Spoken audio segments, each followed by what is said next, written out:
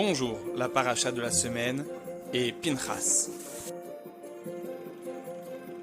Dans la paracha de Pinchas, on nous parle de la passation de pouvoir entre Moshe et Yoshua ben Nun. Hachem a annoncé à Moshe qu'il n'aurait pas le droit de rentrer en Eretz Israël et demande à Moshe de monter sur la montagne pour regarder au loin la terre d'Israël. Ah, Eretz Israël, j'aurais tant aimé pouvoir accomplir les mitzvot qui sont liés à cette douce terre. Mais je n'y puis rentrer. Peut-être pourrais-je au moins lui accorder toute ma bénédiction matérielle et spirituelle. Au fait, Hachem, qui va diriger les bénis Israël pour entrer en possession de leur terre? Désigne, s'il te plaît, Hachem, un successeur avant que je ne meure. Ne laisse pas la communauté comme un troupeau sans berger. Accorde-leur un chef qui puisse les guider, chacun avec sagesse, sans jamais perdre son calme vis-à-vis de ceux qui le provoquent. Et qui soit à même de les conduire personnellement au combat.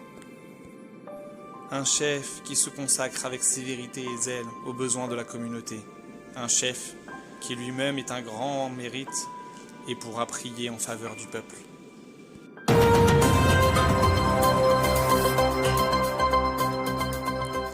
La dépêche vient de tomber à l'instant.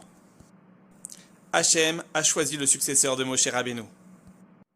Oui, en effet, ce grand homme a été désigné pour être le prochain dirigeant du peuple hébreu. Et ce n'est pas n'importe quel personnage. Oui, en effet, un homme plein de droiture qui a consacré sa vie pour la Torah. On raconte qu'il a fait fi de sa propre dignité et que chaque matin, il se rendait au Beth Midrash pour préparer le banc des maîtres et les coussins des élèves pour qu'ils puissent s'asseoir étudier. Son attachement à la Torah surpasse tous les sages d'Israël. Oui, en résumé, comme nous le dit Michelet, celui qui garde le figuier mangera de son fruit, et celui qui sert son maître sera honoré.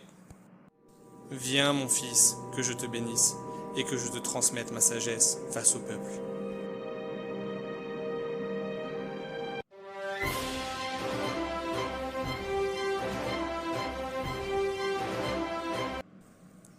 Mes chers concitoyens, il est temps pour moi de laisser place à mon successeur.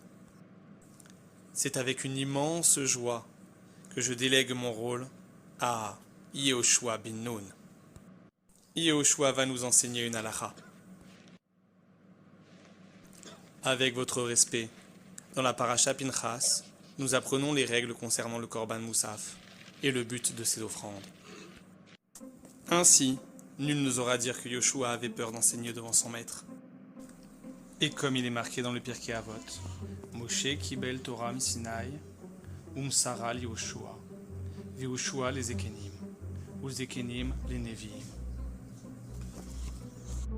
Yoshua reçut ainsi toute la Torah que Moshe avait reçue lui-même d'Akadosh Baruch Hu, et l'a transmis lui-même aux anciens et aux Sanhédrin.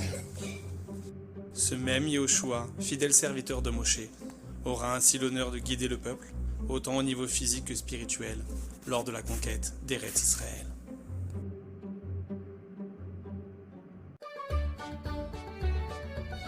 Docteur, c'est grave? Non, vous avez juste une faussette, c'est héréditaire.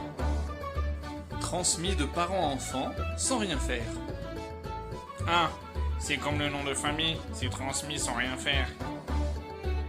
Oui, mais ce n'est pas vrai pour tout. Par exemple, la transmission de la Torah et des bonnes midotes ne se transmet qu'après de nombreux efforts, de la patience et de l'envie. Ah, on ne devient pas érudit en Torah juste en lisant. Et non, il faut un rave avec qui étudier. Et ce qu'on étudie doit s'imprégner au fond de nous pour nous apprendre à nous comporter dans la vie et mettre de la sainteté dans nos actions et nos paroles quotidiennes.